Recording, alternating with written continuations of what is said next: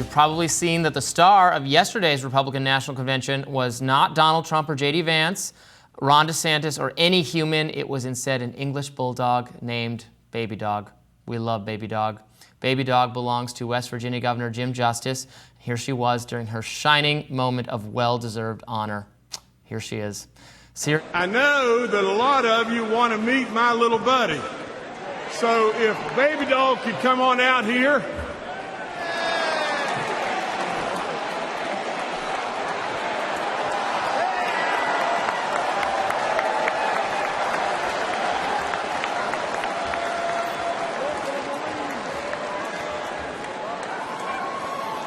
Now, as the world watches, you didn't really expect that, did you? But with that being said, let me just say just this.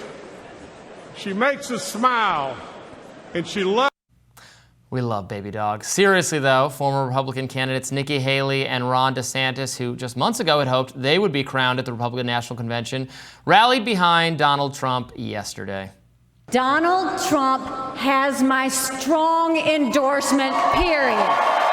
My fellow Republicans, let's send Joe Biden back to his basement and let's send Donald Trump back to the White House. And Arkansas Governor Sarah Huckabee Sanders also threw some darts at Joe Biden. When I was President Trump's White House press secretary, the best job. I got the chance to take my 4-year-old son, Huck, to bring your kid to work day. Much like Jill now drags Joe to bring your husband to work day. Looking ahead, Trump's running mate J.D. Vance is set to speak at the RNC today. GOP strategist Whitley Yates now joins us to weigh in. Thanks for coming back to Rising. Thank you for having me here.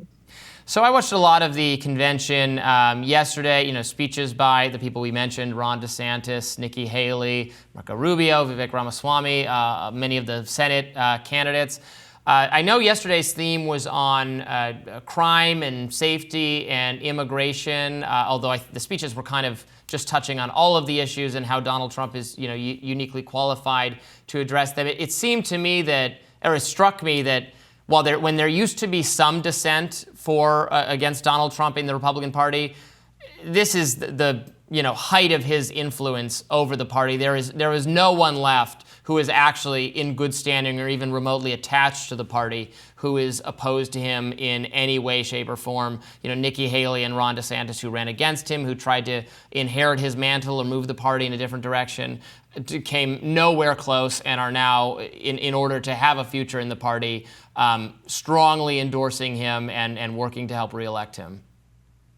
You know what they say, keep your friends close and your political enemies closer. And that's what you're seeing here. I'm not surprised that you're seeing those that ran against him and that honestly had some strong critiques for his leadership style now support him, because once again, Republicans will remain right and tight together, meaning that they would rather have Donald Trump in the White House than Joe Biden. And they will do anything to make sure that that happens, because having a Republican in power is better than having a Democrat in power.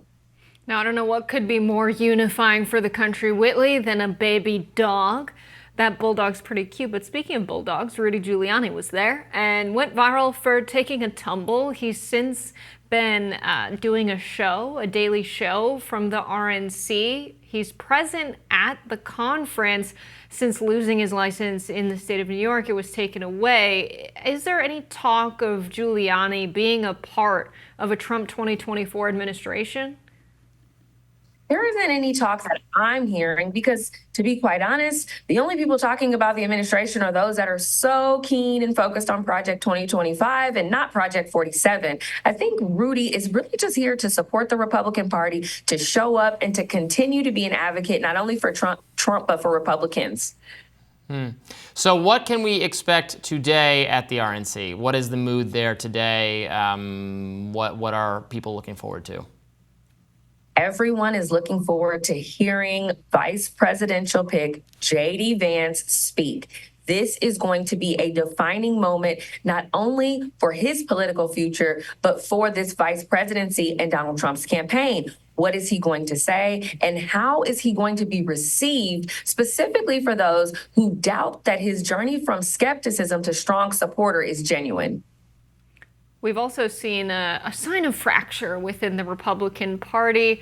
McCarthy made a cheeky comment about Matt Gaetz when talking to a reporter, pointing out that there's an ethics investigation into his inappropriate relationship with a 17-year-old girl. We thought the Gaetz-McCarthy feud was put to bed. Are any of these divisions around replacing the speakership position and this kind of feud, are any of those divisions taking heed at the Republican National Convention, which was supposed to be about unity? I don't think that any of them are taking heed, but I'm not surprised that McCarthy threw a cheeky comment, specifically considering the way in which Gaetz led, all of those Republicans against him and ousting him from the speaker role. I'm pretty sure it's a soft spot for him. So any chance that he gets to go ahead and make a saucy comment, he's going to bring the sriracha. Back again to Nikki Haley, who was only announced as a late addition to the RNC. Someone who had thus far declined to endorse Trump, and then in her remarks clarifying that she was, strongly endorsing him. This is someone who's had, I think, about 6 different positions toward Trump in just the last few years, from opposing him utterly to joining his administration to leaving his administration, saying she wouldn't support him, saying, well, if he is going to run, then I'm not running, then running anyway and being very critical of him, then losing to him and now endorsing him.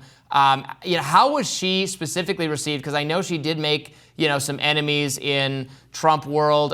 Some of the base, online supporters, she sparred with Vivek, for instance, a lot on the debate stage.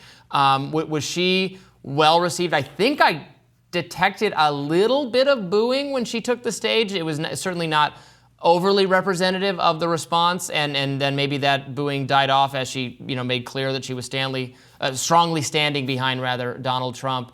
What did people make of her? I think that her coming to this convention is a really good symbol of that unity, and the endorsement that she gave to Donald Trump, which to me she should have gave a long time ago when she dropped out of the race, was something that needed to happen. And the fact that it happened at the RNC convention on such a large stage is really just a symbol of the unity that we are attempting to continue to coalesce here. Now, whether or not she had been sending out tweets maybe 2 weeks prior, taking shots at former President Trump and his leadership style and his campaign, is probably why she wasn't as well received with open arms. I think it's like the family, then you got that one cousin that comes over and they always create a little bit of calamity, but you love them anyway.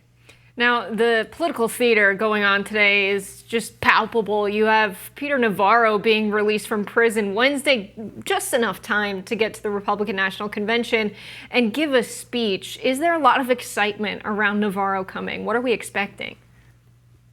No one knows what to expect, but they are excited that he is getting out and is going to be able to make it. I think it's going to be one of those moments to watch to see what he is able to say and how he's able to really kind of lead people together away from what has been happening to him and then more towards mission, future, and vision for this country. Thank you so much for joining us today. We really appreciate it. Have fun at the RNC.